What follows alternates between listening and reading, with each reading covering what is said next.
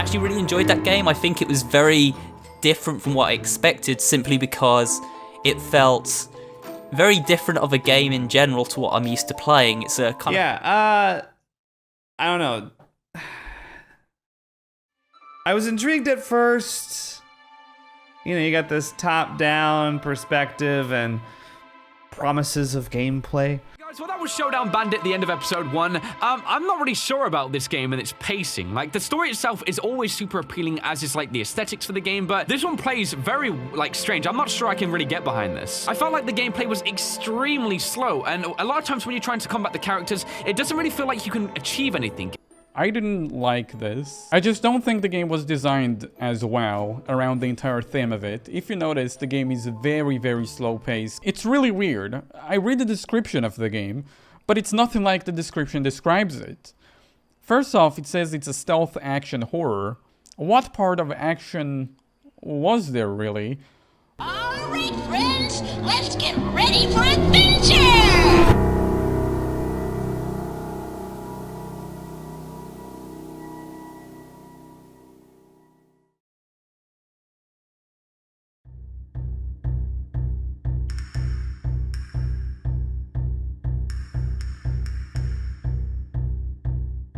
What if I told you there was a game so underwhelming and disappointing that it had to be pulled off the Steam store?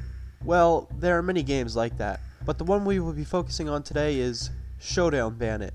If you're somehow not familiar with the game, it's made by Kindly Beast, a company created by the infamous The Meatly, known for making Bendy and the Ink Machine. When this game came out, it left a lot to be desired, leaving fans who waited patiently empty-handed with a half-assed game that had a pretty heavy price tag for what you were getting. So, after a while, the game was made completely free forever. So, why was this game so poorly received? Well, I'm glad you asked, since I'm going to be doing some explaining right now.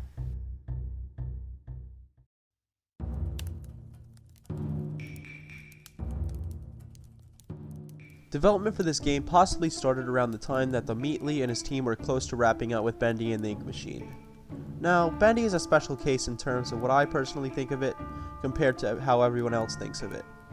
If you want to hear what everyone usually thinks of it, it'll usually boil down to either loving it or giving it too much of a pass on the flaws it has. As for my opinion, it came down to two things. I was pretty disappointed on the direction it decided to go, and I feel the game ultimately became nothing but YouTube bait, which unfortunately seems to be a trend with some other games. Hello, neighbor! But enough with Bendy. We're here to talk about Showdown Bandit. So, the idea of this game is, you're playing as a puppet in an abandoned set for a once popular kids show, Showdown Bandit. You play as the star of the show, evidently, Showdown Bandit. You have awoken and must set foot and see what is going on. From the art style, this reminds me of a lot of Toy Story 2. Specifically the Woody's Roundup scene. Remember that scene that showed Woody who he was? Anyway, as you explore more of Showdown Valley, you will find different characters and monsters you have to fight in order to progress. By the end, the game ends with the player realizing he was being watched all this time by a crowd of people, and being controlled by an unknown person. Now, this premise seems interesting enough, but when you get to the actual gameplay of the game, oh boy.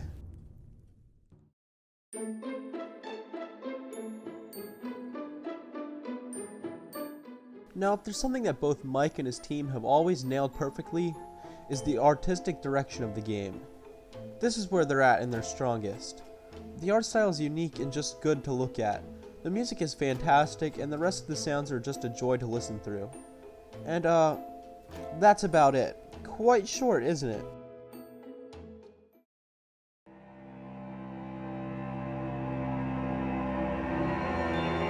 Now, here's the part where we tear the game a new one. To put it simply, it's a walking simulator. Just like Bendy, there's hardly any gameplay to speak of, and when there is some sort of gameplay, it goes right back to walking and waiting for something to happen. A second problem with the game is, well, it's not scary. Even if you're new to the horror genre, you probably wouldn't even be affected by anything the game has to offer, and I think the other reviews of the game on Steam agree with me on this one. The third point, the lies. Now, this is a first timer in this review series, where we look past the game and more into the actual people who made it. The game had originally gone for $9 to $10 with the promise of a second chapter coming. Well, the game came out back in September in 2019, and now we're in June of 2020 and we still haven't received any updates. And as far as I know, people haven't received their money back. That's blatant scamming. Beyond that, I just have some problems that don't have as much depth to them, so they can't be discussed as much. Including, the game just feels like it was meant for mobile, which is kind of strange since it's a PC game. Maybe last minute decision, who knows. Another small point is, the map layout isn't great. I always found myself to either be lost or back to where I started, making the game more frustrating to play. Oh, and the stealth. Never heard of it before. And one more final nail in the coffin, the gun. Now, how can you ruin the gameplay design for a simple gun? Simple. You can only use it on a special pressure plate, and they have to be turned on if you want to use it. Oh, and it can only be used in certain rooms.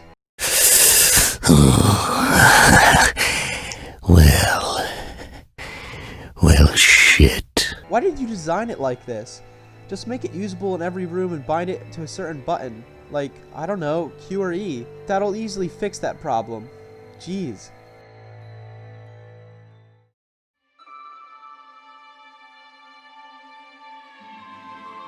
Overall, this game is nothing more but a letdown in terms of gameplay and promises.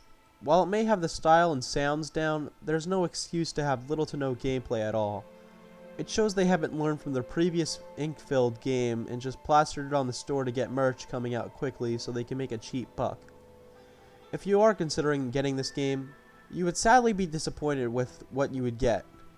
But if you want to play a game that has an interesting art style, setting, and you are willing to pay about $15, just get Limbo. That game is way more fun and interesting to play than what this game could have been. Or just anything, really. Make sure you know what you're spending your money on.